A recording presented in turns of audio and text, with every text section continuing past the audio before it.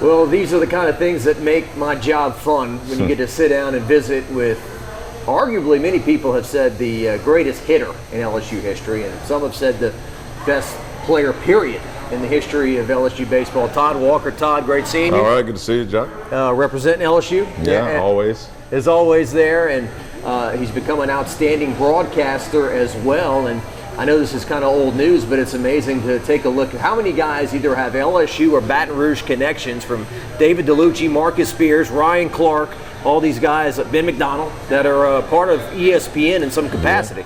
Yeah, Booger McFarland. I mean, the list goes on, and maybe we were well raised in Baton Rouge or going to LSU and, getting all that experience. For me, it was, getting a chance to deal with the media when I got to Baton Rouge and the high profile and a bunch of guys asking you a lot of questions. And I did a lot of work that I didn't know I was doing work just through the 3 years I was in Baton Rouge in the early 90s playing for those high profile LSU baseball teams, and it made a difference, now moving on, because I'm an introvert, man. I don't like to talk, and I don't really, I'm all like, blinders on, but I think that my experience at LSU kind of opened me up a little bit, made me understand that there's more important things than, than baseball or anything else that you're doing, and now we've lived life a little bit. I'm 49 years old, so time starts to fly, as you know, but what a great experience. I still remember a lot of those times like it was yesterday.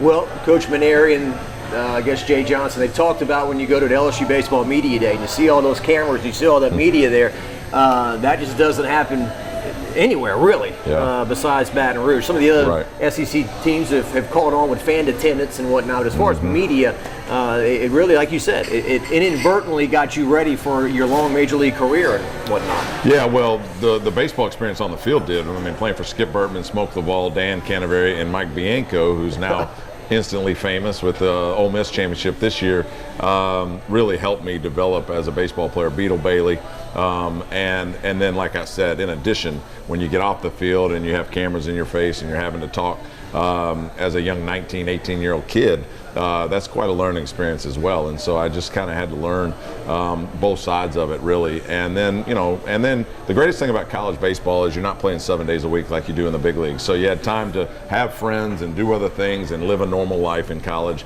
but play high level baseball like we have here at LSU. And so I just felt like I had the best of all worlds when I was here, 1992 through 1994.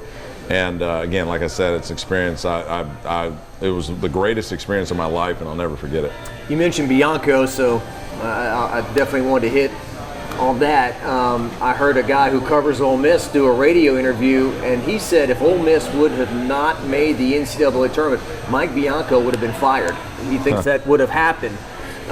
They were considered the last team in. On the flip side, a team like Tennessee, who was bulldozing everyone, doesn't make it to Omaha. And this is definitely an ESPN 30 for 30 on Ole Miss, no doubt. 2022, huh? Well, no doubt. And, I'm very happy for Mike Bianco and what he pulled off. I know his kids were there. Drew, of course, plays here at LSU, Ben at Louisville. And so I know they were all fired up for him as well. The firing thing was, to me, a little silly, because in the end, the players on the field are the guys that have to get it done. But it was a perfect storm for Ole Miss this year because they were preseason #1 in the country. And so when you're tagged with that, you're expected to do a lot of great things. And when you're not, they've got to blame somebody, and Ole Miss, it was the worst case scenario for them because, again, they were #1. They were the best team in the country. So automatically people think they're going to win the whole thing, and that's just not the way it works. And then they had the stretch during the SEC where at one point they had only won 7 out of 21 games, and they were in the bottom of the barrel. And I remember at that point thinking, how is Ole Miss not going to even make the SEC tournament? And remember, only 2 teams of the 14 don't make it to the tournament. And at that point, your season's over. And we were thinking and talking about, what could they do to change it? Because clearly they had a lot of talent. And all he really did was put those 2 starters up at the top of the rotation that were in the bullpen, Hunter Elliott and Dylan DeLucia, and both of them ended up pitching like Cy Young. I mean, it was a crazy turn of events from week 3 when they played Kentucky through the end of the season. Those 2 guys really did well.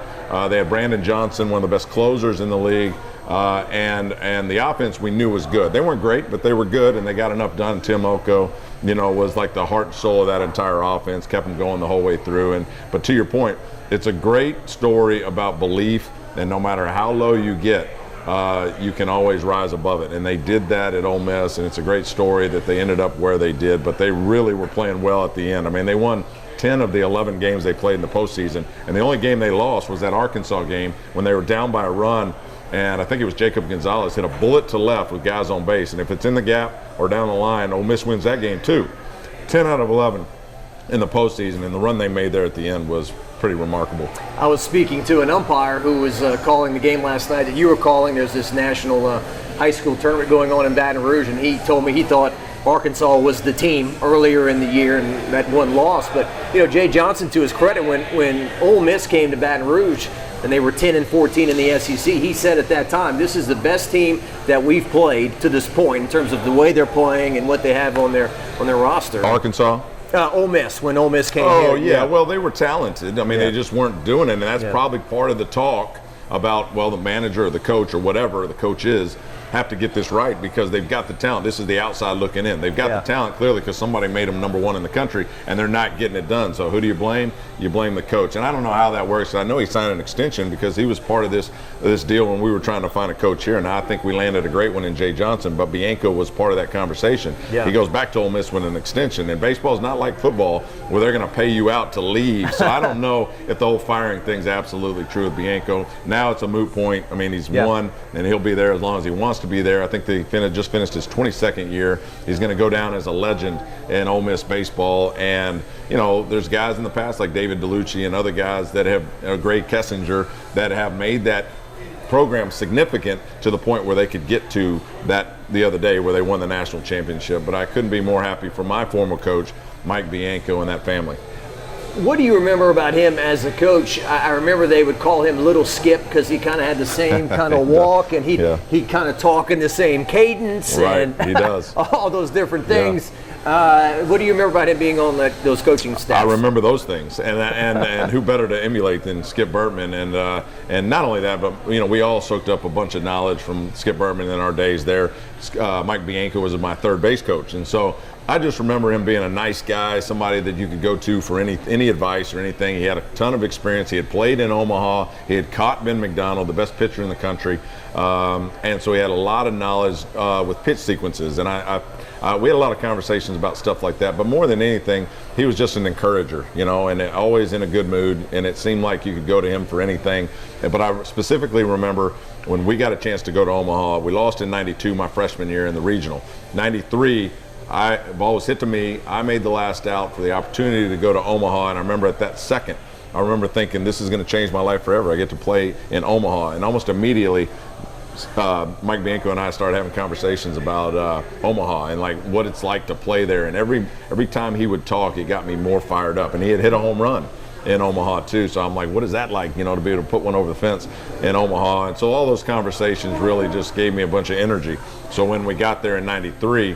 I had too much energy. I went 0 for 7, I think, spun myself in the ground, getting out in front of everything to where I finally was able to calm down, hit a grand slam against Texas A&M.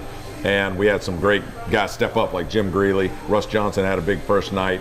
Brett Laxton, who set the record on the national championship day with 16 strikeouts. And so we had guys just step up at the right moment, like Ole Miss did this year. And I've learned something too as a commentator, whatever, when they've asked us to predict this all year long.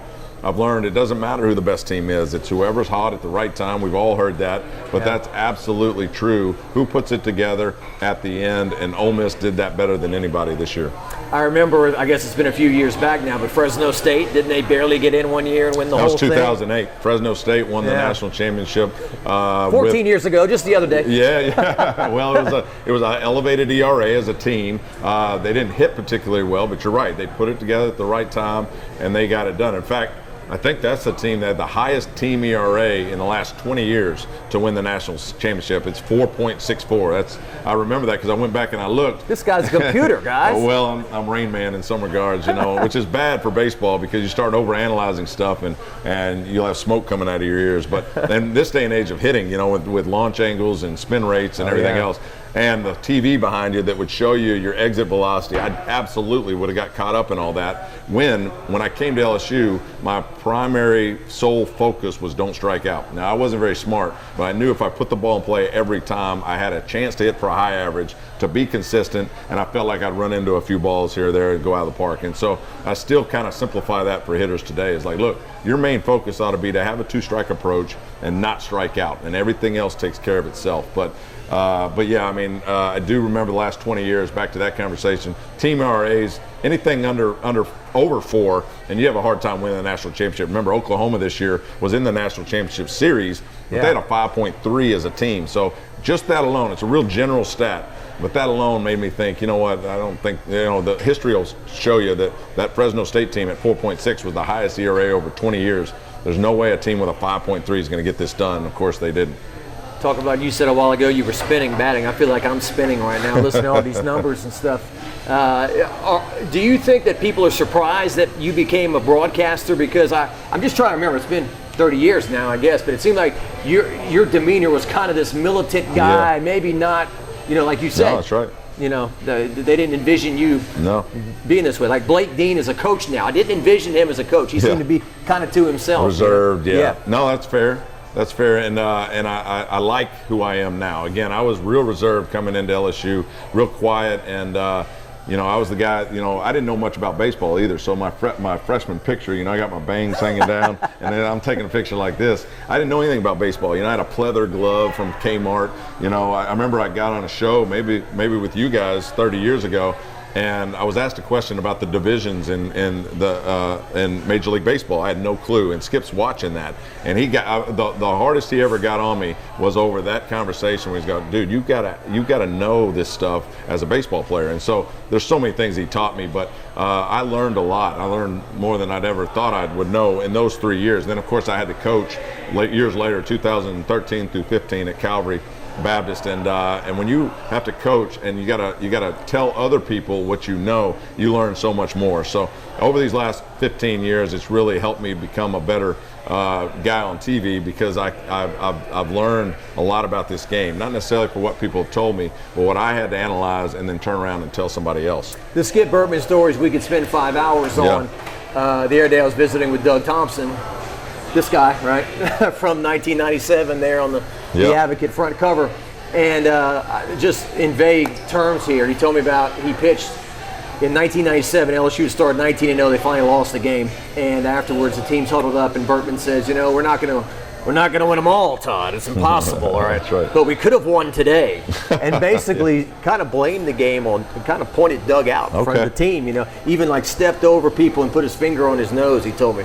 And Doug's like, I'm not going to pitch here again. Blair Barbier's like, you're never going to pitch here again, Long story short, the very next night, bases loaded, bottom of the ninth, Doug's warming up, but he thinks the other guy's going in. And Bertman calls him in the game and throws the ball in his glove and tells him last chance, something else.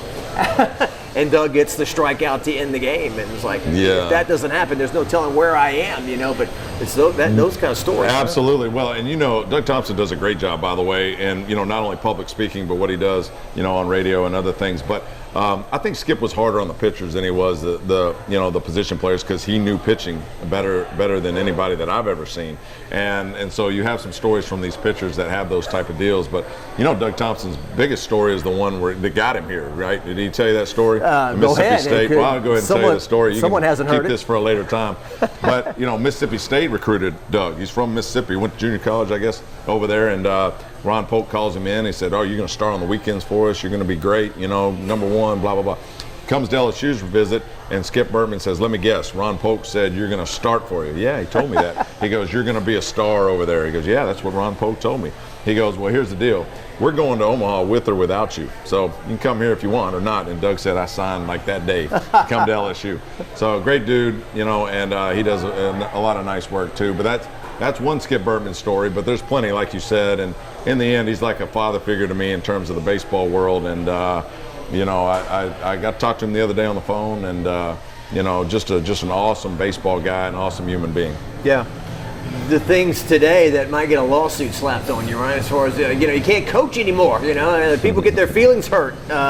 You guys were pretty rugged. You had to have tough skin, Yeah, and in baseball, you got to have tough skin no matter who's coaching you, right? I mean, it's a failure sport. I mean, you're going to get knocked down way more than you're going to have a good game. And so you have to learn to not ride that roller coaster and just know that most of the time you're going to fail. And every now and then, you have a little bit of success. But even then, you don't get too high on this emotional roller coaster. You just ride it out.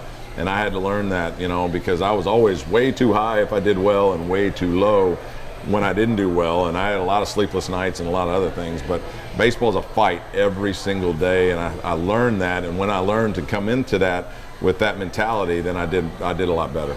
And Todd, real quick, if you don't mind, I want to give Smoke Liddell some love, because you talk to people, and people saw him on TV and didn't realize how smart he was in terms of knowing baseball and his baseball knowledge and whatnot. And it's kind of, in my opinion, a little unfortunate that oftentimes we go straight from Berkman to Maneri and we don't talk about it. I know it was disappointing, but he went to Omaha twice and had a super regional. In a lot of places that they name a stadium after you, That's so.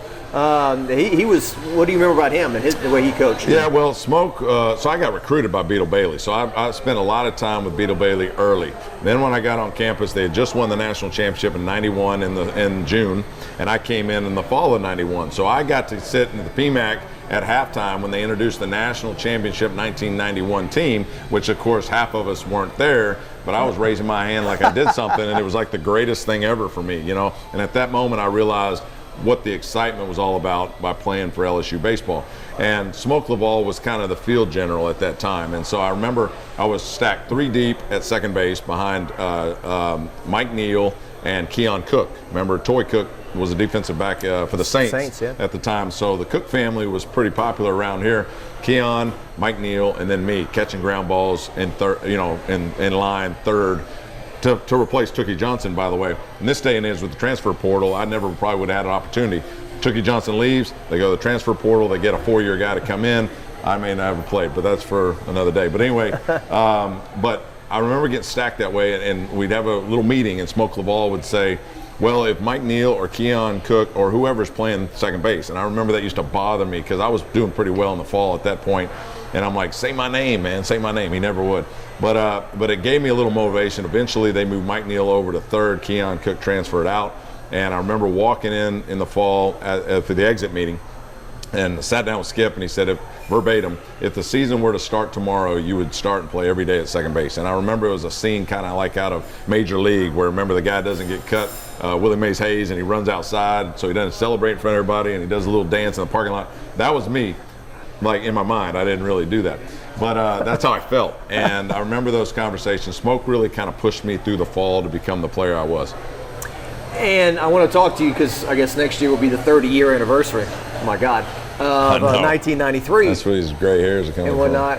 And this is always just an easy topic for me. This is not a lot of homework. But, the old box, playing in the old Alec Box Stadium where the noise was so concentrated and the fans were right on top of you, and these teams would come in from other places and it was so hot and they would just melt and the crowd would tear them apart. What was it like to play there? Well, it was awesome. And when you say that, I remember a Mississippi State series in Alec's Box. And I've told this story to a lot of people. Back in those days, we had a stand capacity, I don't remember, 4,000 or 5,000 people. So for the Mississippi State series, there were more than that wanted to come. So Skip Berman's not going to turn Ray any money. So we had like 4 lines deep on the grass, sitting on the field, right in front of the foul lines on both sides, fans all the way down on both sides watching this game on the field. And so that's how they stacked them for that game. So yeah, we were busting at the seams at the old Alec's Box, but I wouldn't have had it any other way. In fact, that's one of the greatest things I remember about coming here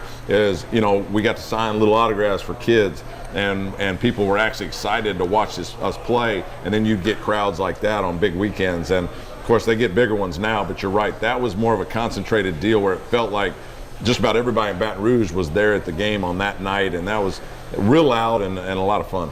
Todd, that's what you don't want to get away from with NIL and stuff like that. The players in the old days, they helped paint the stadium. They helped I did all that. Yeah. Scrub the showers, sign autographs. If somebody asks you for an autograph, you should be flattered. I want to do this. Not, well, what am I getting for this? Is there any money involved? And I know people go to the internet sometimes and sell things, and the intent is to give stuff to kids and people who really appreciate it. But that's just a quick thought. I mean, the NIL and the transfer portal has changed everything. and I don't feel biased. I feel like everybody in the country wants to play for LSU. They want to play for Arkansas, Vanderbilt, now Ole Miss, Tennessee. So there's a handful of teams out of the 300 Division I schools that everybody in the country wants to play for. So you're going to see LSU take a big jump here in the next few years because they're getting all the best players.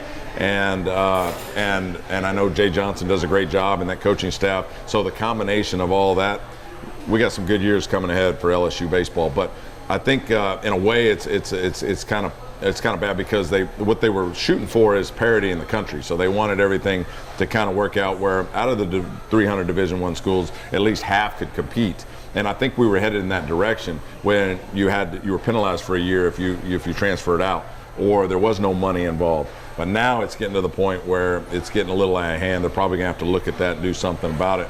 But you got to be careful about kids that want to come in and then automatically want money. And to your point, that would kind of distract me from the team concept and like really, playing for the right reasons. And in this day and age, whether you're LSU or anybody else, if guys come in wanting money, I'm not the coach. But that sends a negative vibe to me, and I'm saying, well, you can just go somewhere else. Because again, there's no guarantee that anybody that transfers in going to do what they did wherever they were at, And so It's a whole different atmosphere, as you've seen. We've had some great players come through LSU that just cracked because this is a whole different environment. Yeah, and just all these things, they don't seem to play into the theme of hold the rope. Hold the rope is about we're all in this together. If the rope has money on the other end, they'll hold it all day long. You know that. That's right. That's right. And it's always when we talk about things, we're going to start sounding old and the way it used to be. Right. When we were growing up, we had that Motley Crue and Guns N' Roses you're listening to. That's a bunch of crap. So every generation is going to say those things to whoever's growing up. But there are some fears, and I know you're a baseball guy, but to see what's going on in college football and UCLA and USC packing up to go to the Big Ten, and there's a certain amount of teams that are only there's only a small amount of teams that can win a national title, but I don't want to see the mid-majors just get left and buried for dead. Well, nobody wants to do that, and even the Division I's out in the West Coast is who we were talking, because California's here playing this high school deal. We were talking a little bit about that. Yeah. And what it's kind of turning into is like a lot of these other schools are the minor leagues for the SEC. And again, we love the SEC. I work for the SEC, and I would love to see them, get as good as they can. But you start to get a little concerned about what's going on throughout the rest of the country. And again, just the parity and the ability for other teams to compete. But again, what you're talking about with change is always good. I mean, you're going to change and do other things, but where you kind of start throwing up red flags is all what's the motive? If it's revolving what it seems like around money, then at that point you've got to kind of figure out, who do I got, and why is USC moving, and why is these other schools going to different conferences? Why are players moving to different deals? And I get it. I mean, if I'm a player, I want more exposure, and if I have the opportunity to do it, I'm going to do it. But when you start reaching for these NIL deals, that's where it gets a little tough, because you want that locker room. Texas A&M was a good example of. They had a lot of transfers come in this year. First year head coach Jim Schlossnagle kind of had to patch it together this year, and they make it to Omaha because they gelled that's a real thing, chemistry within the clubhouse. And so with these NIL deals, guys coming in and certain other things, you've got to really be careful of who you're dealing with, because one guy can change the whole outlook of a season. And congrats to Nolan Cain, former LSU pitcher and longtime assistant. First year goes to Omaha there with Texas A&M as an assistant coach. Some other things, but I mentioned it. So 30 years ago, everyone's got maybe their moment, their thing that people remember in their brain. And I guess, I always remember this left-handed guy, Florida State, 1993, College World Series. You hit it, and then the ball seemed to pop up in the air and kind of just hang there, and then the winning run scores. And if I'm not mistaken, when Ryan Terrier scored the game-winning run against Stanford to win the national championship in 2000, he said he emulated the same, threw the helmet up in the air and all that. So. Yeah. Well, you're referring to 93 when we won it? 93 when you won it, yeah. Yeah. Well, no, I don't know about the fly ball in the air, but we, it ricocheted off the second baseman, that's what I'm saying. First base, yeah. First base, yeah. Yeah, so I was facing Gabe the Blade Gonzalez, and he had come in to face. We had 8-9-1 coming up in the bottom of the inning to go to the national championship the next day. We had lost the 2-0 game. We were 2-0 Long Beach. We had beat on opening night. They had to come around and beat us twice. They beat us the first night on a home run off Mike Soraka. Kevin Curtis hit it the opposite way. So we were in control of that game, and we ended up losing it at the end. So ironically enough, 2 days later, we come back to play for the national championship the next day, the right to, in this game, this winner loser goes home game. And Long Beach State jumps up on us 5-3, I think it was, going into the bottom of the ninth. We have 8-9-1. So we have Adrian Antonini, 9-hole Kenny Jackson, and Jason Williams coming up in that order. And this is crazy too, because I can't remember where I put my coffee this morning, but I can remember this game like it was yesterday. And Adrian Antonini gets the bullet up the middle, base hit, gives us little hope. They pinch hit Kenny Jackson for Mark Stocco, who can hit us a 2-run homer. We're down by 2, and he strikes out. Jason Williams, they flip the lineup. Jason Williams, our leadoff hitter, comes up, and on a 3-2 count from Gabe the Blade Gonzalez, lefty, it goes across his front knee and below his back knee, and everybody freezes, and they call it a ball. So now we got first and second. Armando Rios comes up, hits the double and left center gap, ties it at 5. He's at second. Gabe the Blade has never, if he's thrown any pass balls, it's like 1 or 2 all year. Throws a pass ball, which was massive, because now you got a guy at third with less than 2 outs.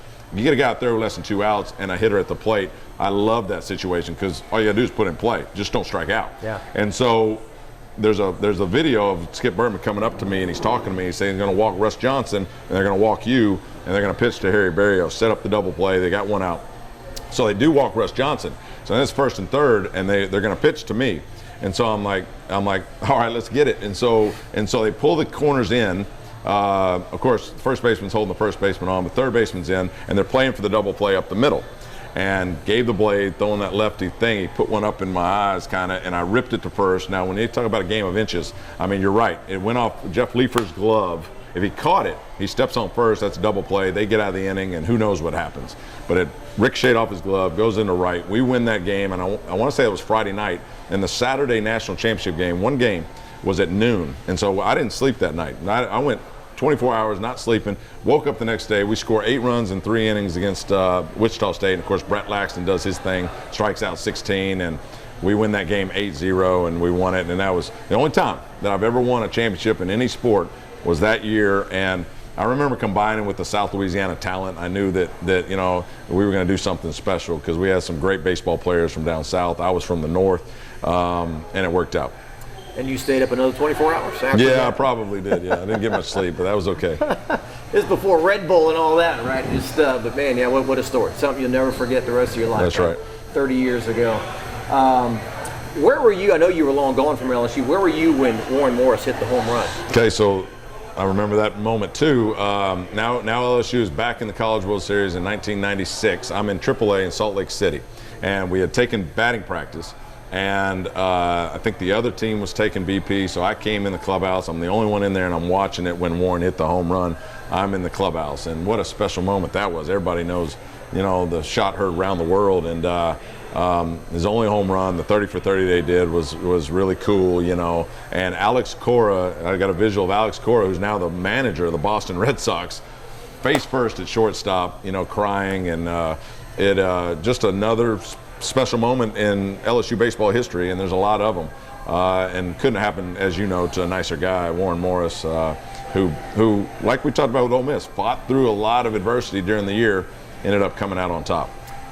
Yeah, that era of LSU baseball, the Skip Bertman era, and those 5 national championships in 10 years, a couple times it felt like a movie, like Rocky, where like, okay, the bad guy's better. Maybe we're not going to win today. Miami had a lead. Stanford looked like, okay, Stanford's better maybe. And then LSU rallies and the good guys win. It just seemed like it was always a happy ending. For that 10-year stretch, for sure. And Mike Bianco, I text Mike Bianco the other day. And the greatest thing I can also say about him is he texted me back. He had to have 1,000 text messages, right?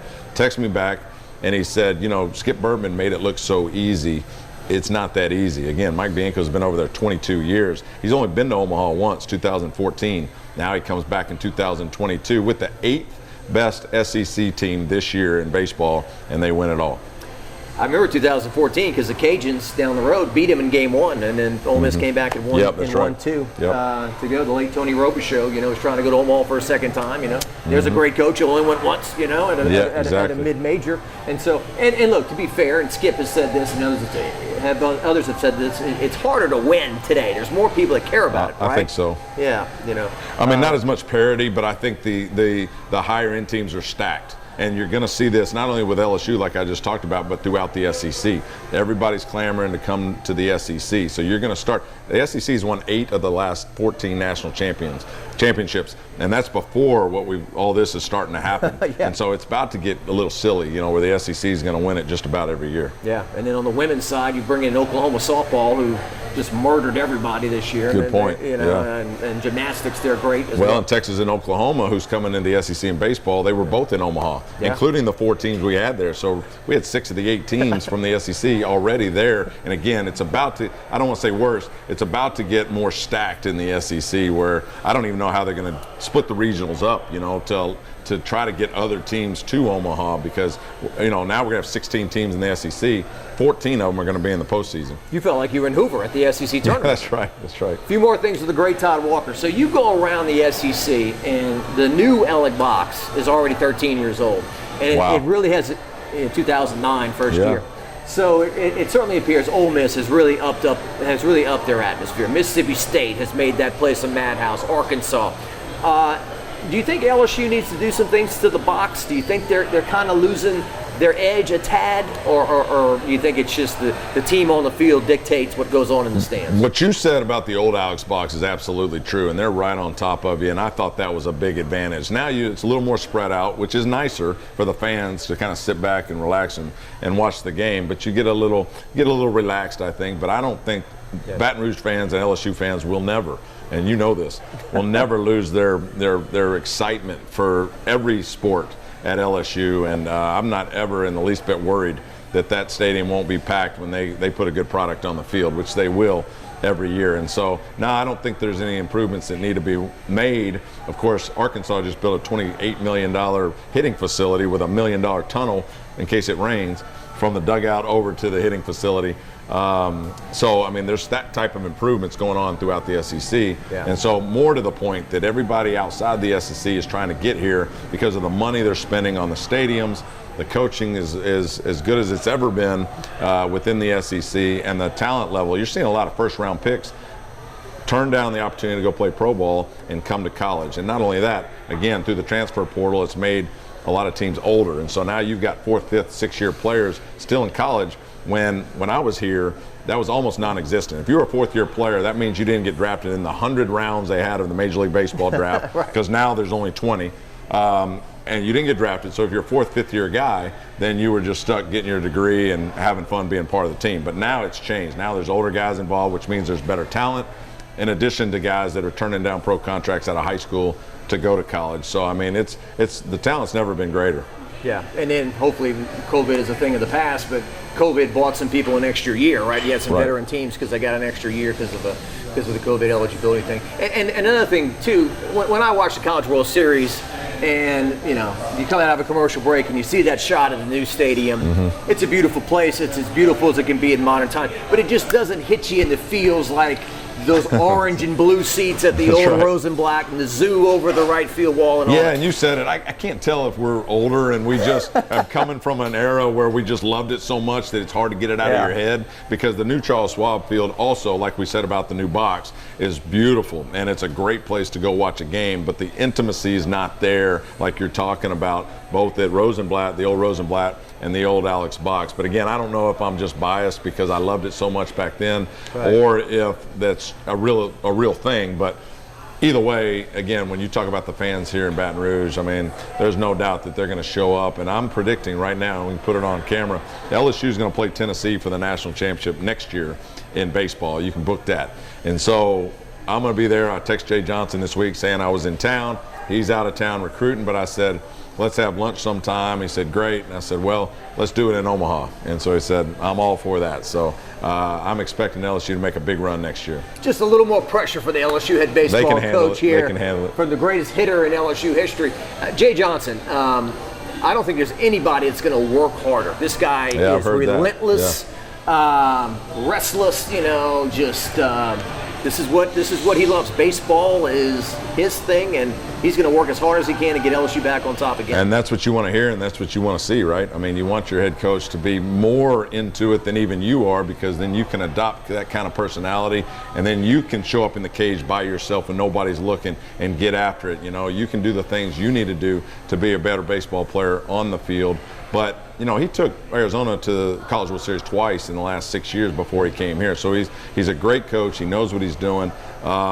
He knows how to get them there. And like you just mentioned, he's going to work relentlessly until he gets it done. Now, nobody can be overly satisfied with what happened this year, although they had a great year. But because of that, it gives you even more motivation. It's not what happens to you, it's what you do about it that makes the difference. And a lot of time our failures, at least I know in my failures, you had two choices. You could lay down, or you made you more motivated for the following year, and I chose to go that route. And it made me better by the failures that I had. Now again, I don't feel like this team this year was a failure by any means. They made a great run, but they didn't win the whole thing, and that's the ultimate goal. And so I think for Jay Johnson, he would tell you the same thing. It's like, hey, we're looking to win a national championship in the near future, not 4 years down the road. We're talking about next year. And it's a reality, because you can go in the transfer portal. He can get just about anybody he wants in the country to come play for him. And already, with the kid out of Creighton, the kid out of UCLA, Christian Little from Vanderbilt, the transfer from NC State, they've really stacked it, in addition to who they already have, and Dylan Cruz and Trey Morgan and the rest of those guys. So they're going to be loaded. I really appreciate all your time. A couple more things. So you talked about, a recent coach told me, we don't build a program anymore. We're building a team on a year-to-year basis with this transfer portal and stuff. Yeah. And so that's where you are right now, where you get a Tommy Tanks out of the transfer portal, and the pitcher from Creighton, and a player from Baylor and Vanderbilt. Yeah. Well, it's changed the game. I mean, some coaches in the SEC are reluctant to even do it, because they want to grow it from the ground up. They want their own players in. But they know they have to do it, because again, back to the Texas A&M example, Jim Schlossnagle, I think 7 of their 9 offensive players didn't start at A&M. They were transferred, whether it was last year, year before, or even this year, the transfers in. 7 of those 9 guys didn't start at A&M, and they were good, and they ended up in Omaha. I mean, you can get a kid out of the transfer portal that has 800 plate appearances somewhere else. I mean, that's valuable, to come in and help your program. And it's valuable for the kid to get one more year of college baseball if he doesn't end up being blessed enough to play at the next level. So it's changed the game. There's no doubt about it. And LSU's not done yet. They're going to keep going and keep moving around. And they're, again, like I said, they're going to be stacked. Tennessee's going to be stacked, because they were all young. They only lost a few guys off that team that, to me, was the greatest college baseball team I've ever seen, up to the point where they got beat, And so, like we've talked about all along, the SEC is going to be loaded with talent. Every weekend is going to be like professional baseball, and you got to love it, because I was hoping there would come a time when kids would opt to go to college, play the sport at a high level, but also be able to be working toward a degree, because not all of them are going to be able to play at the next level and make any money. So you got to be able to work at that, versus going in as a high school kid, getting lost up in the shuffle, in the minor leagues, spend 4 or 5 years, and then you realize I'm not going to make it, and then have to go back to school at that point. So I love the fact the kids are choosing to go to college out of high school, and they're going to be well-rounded and better people for it. Tennessee and the way they play the game, do you have an opinion on that? I love Tony Vitello, and I thought that there were some things that were. Here's the happy medium, right? I felt like I was a pretty, like they always say, there's a difference between arrogance and self-confidence, right? And they teetered that line pretty good. You have to have a ton of self-confidence to be any good. I mean, there's just, every time I faced that guy, if I thought he was better than me, I was done. So, I mean, I had to have a lot of overconfidence in knowing that I can get you, and if you got me, you got lucky, I'm going to get you the next time. Yeah. And so I felt like that was kind of going through the Tennessee lineup. They're 18-year-old kids, and so for me, I give them a pass a little bit, because they are kids, but the flipping off of the stands and the bat flips, which got pretty crazy, that can be controlled, and I think that's something that Tony Vitello will do. I think it got a little spun out of control, because they were winning every game, and so you can imagine from Tony Vitello's perspective, what am I going to do to step in and totally change that and then ended up going in the tank. And I could see where he was reluctant to say anything at that point. But now we're in the offseason. We saw how it turned out with Tennessee. I promise you he's going to address all that stuff. And without losing a lot of that self-confidence, I think you'll see them a little cleaner next year. And they know they're good, and so they don't have to show it by doing anything else. And like I just mentioned, Tennessee will be there at the end next year. All right, let's finish with pitching. You know, when pitching is struggling, Todd, I hear we're going to piecemeal this together, and we're going to take a lot of trips to the pitcher's mound, try to slow it down. But eventually, at the end of the day, if you don't have the pitching, it's going to be a problem. Yeah, it's like SEC football. I just need a quarterback to manage the game. Well, that's a bad sign. So LSU's pitching this year obviously wasn't up to snuff. They were good in spots, but the starting pitching, the rotation wasn't what it needed to be. The bullpen was great. Bullpen was great. I didn't have any problem with those guys. You got to have 3 arms on the front end that can get it done. And I'm not talking about just very good. You got to be the best in the country, at least 1 or 2 of them, to order to compete and get to Omaha. Like we said, Ole Miss didn't even know they had Dylan DeLucia and Hunter Elliott as good as they were because they didn't start them at the beginning of the year. But once they got in there, they were the best in the country, and that's why they won. And so you can find guys. I love Mikael Hilliard because he works fast and he throws strikes. I mean, we'll deal with the velocity later, but if you do those 2 things for me, then we can win. And Jay Johnson clearly saw that, and that's why he was our ace for this year. But you've got to have the frontline guys. Baseball's all pitching. They talk about pitching and defense, but I played behind Pedro Martinez or Brett Laxton for that matter, where he struck out 16, and there's a few weak ground balls, a few weak flies. I've seen a dominant pitcher get out there, and when they do that, you win. And so they've got to have these dominant guys. Christian Little can be that guy from Vanderbilt that's transferring in. I don't know much about the Creighton kid or the UCLA kid, but the Creighton guy that's coming in is the best that Creighton had. So you don't know how he'll react to this environment, but you have to have pitching. Jay Johnson knows that. That's why I went out and got Wes Johnson, who's one of the best in the country at any level. And they will revamp that pitching, that rotation and the pieces that they have on the back end.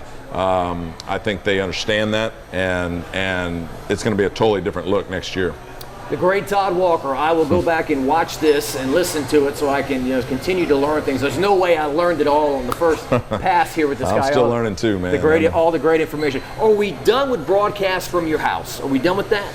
I don't think we are, because it's all about money, man. And so I think for ESPN, it's way cheaper for us to call it out of a basement than it is to bring trucks over and fly you in and put you up in a hotel for 3 days and the meals and everything. And I understand that.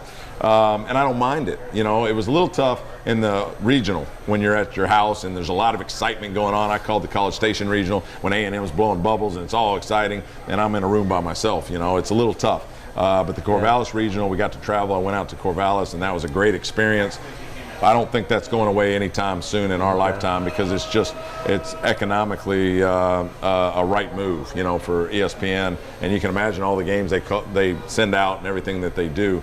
And I like the happy mix. But once you get at the end where it gets a little more exciting, I think that's when it's fun for me to be there. But I don't make those decisions, and I roll with whatever they got. I'm very lucky just to get to do what I do. And so I love calling baseball. I love being involved, and so whatever they do is fine with me. Yeah, I'm not here to get you in trouble with your employer. I just noticed that, when you say, what a great crowd at Ellick Box, it's rocking, and if you're not there, oh no, I know. It's just that's right. It makes it different. Yeah. Todd, thanks so much for your time. You're welcome. Really Good to enjoyed see you guys. Yeah, absolutely. Appreciate it.